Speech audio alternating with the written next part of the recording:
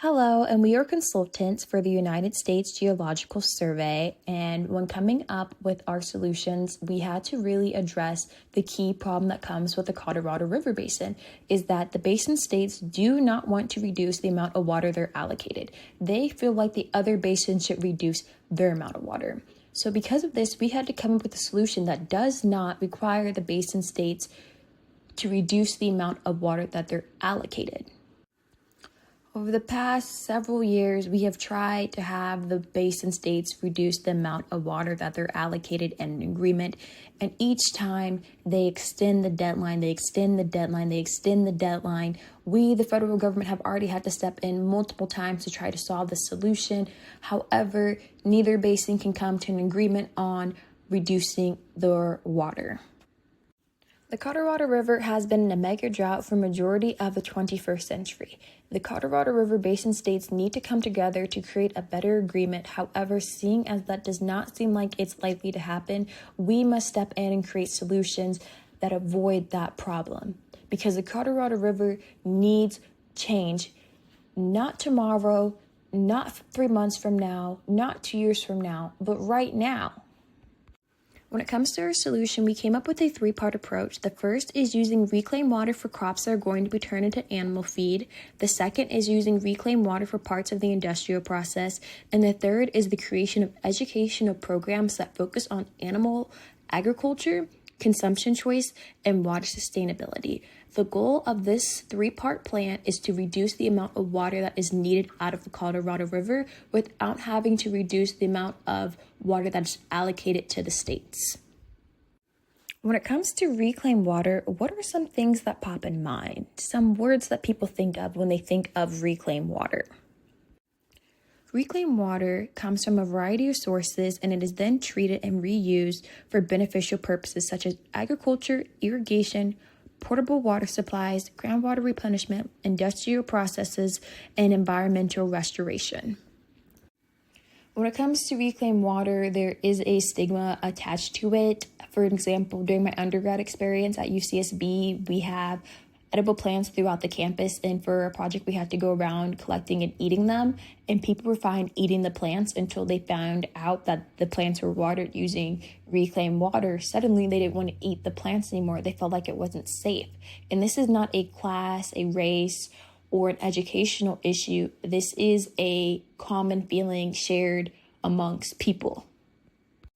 Our intentions with using reclaimed water, not only for agricultural feed, but also for industrial purposes, is to reduce the amount of water that the states take out of the river without having to reduce the amount of water that they're allocated. Because just because the basin is allocated water does not mean they have to use everything they're allocated. In fact, historically, the upper basin has never used all of the water that they're allocated. By switching agriculture water to reused water, specifically for feed, we are hoping to reduce the amount of water that is taken out of the Colorado River. In addition to, after that, we are attacking at the next point, which is using reused water for industrial uses. In the past several years, we have had a technology boom of AI, and AI requires more data centers, and data centers require a significant amount of water. In fact, across the basin, there are currently 600 data centers, and a mid-sized data center consumes 300 gallons of water a day. Furthermore, it's not just data centers that are posing a problem in the region, it's also the number of golf courses. Guess how many golf courses are located in the Colorado River Basin? There are over 2,000 golf courses located in the Colorado River Basin. In addition to, how much water on average do you think the average American golf course uses? The average American golf course uses 312,000 gallons of water per day. If we can reduce the amount of water that is used for golf courses and data centers, we can save the Colorado River Basin's millions of gallons of water. This brings us to our final point of our solution. The final point in our solution is an educational programs, and the educational programs attacks on three different fronts. First, with the local community, then with the colleges in the basin, and then nonprofits who share the same interests.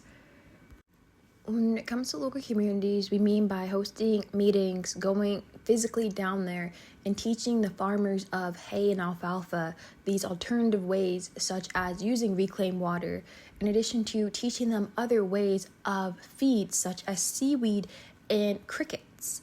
In addition to when it comes to the colleges, we want to teach the next generation these tools so when they enter the workforce, they're not forced to change something they've already learned. They already have the tools in their roster. And with the last, nonprofits that share the same interests, we want to create collaborative solutions.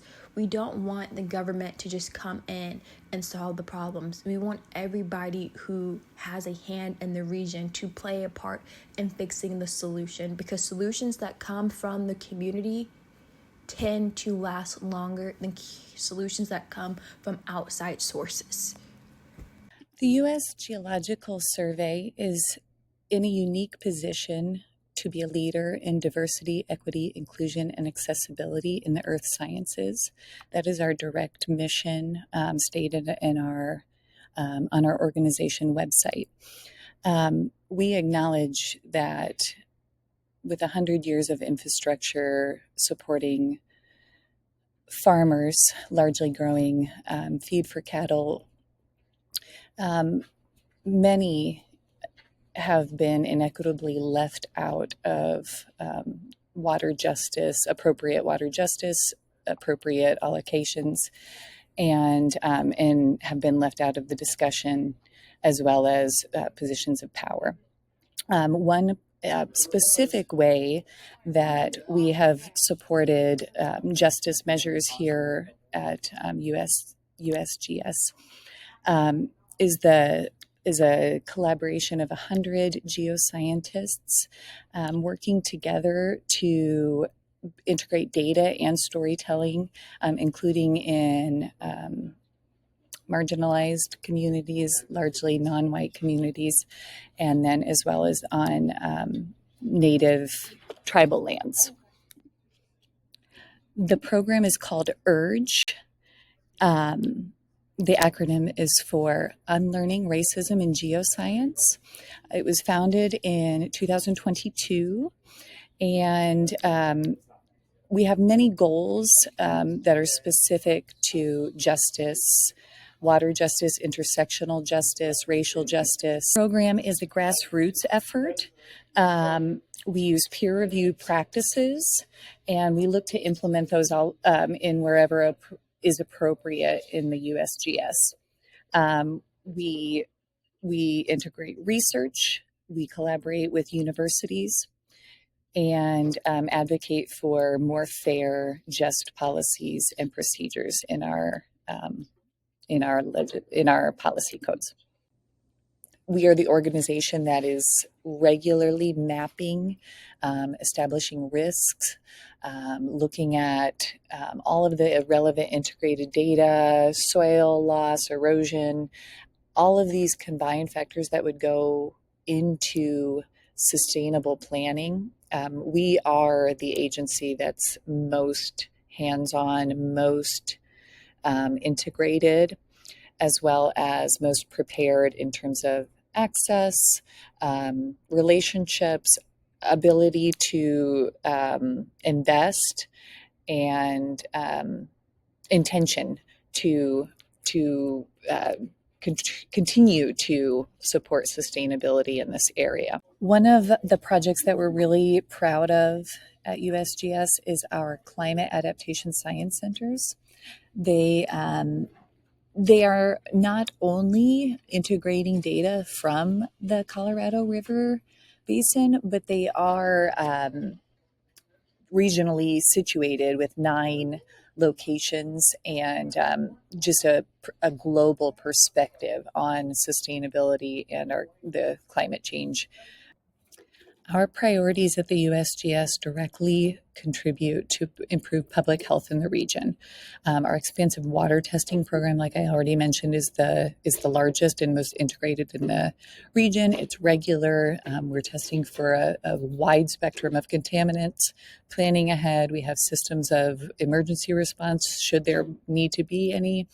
Like I mentioned as well, our mapping programs are a direct contributor to that public health as well, because we can plan for potential floods, risks, floods, droughts, etc.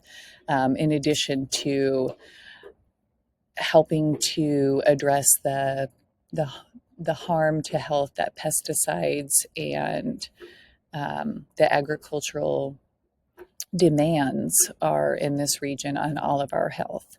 It affects our air, water, soil, food, in addition to consuming beef being one of the meats. This one is 6 times more likely to contribute to diabetes, heart disease, different types of cancer, obesity.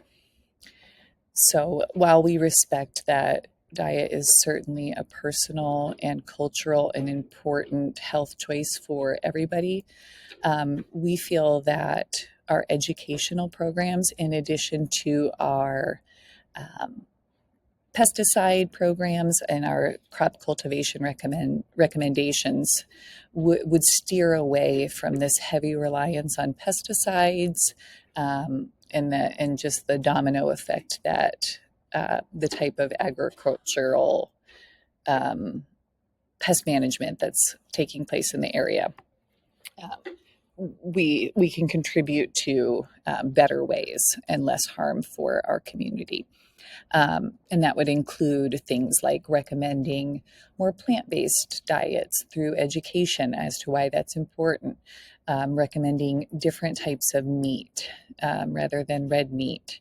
And I think that a lot of that is going to be cultural, and it's going to take time, but we are committed to helping our communities better understand alternatives to eating beef in addition to and dairy, in addition to the harm of simply growing the food that they need to eat. In working with my partner, Tyesha, I learned so much about what our organization needs in this region. She is passionate about revamping agriculture in this region, and her expertise and care for this community was a motivating factor in us working together to find solutions that work.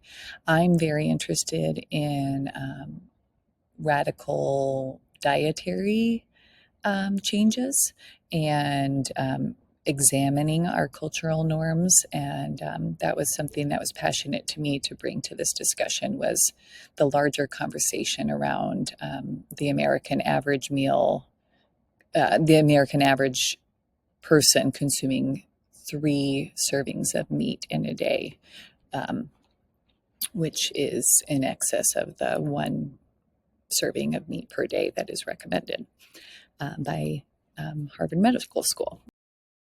We worked really well together with our different passion areas, and honestly, she knows so much about the agriculture that is going on in the Colorado Basin and cares deeply about water justice for our communities. So she was very important in helping get these proposals out to you all.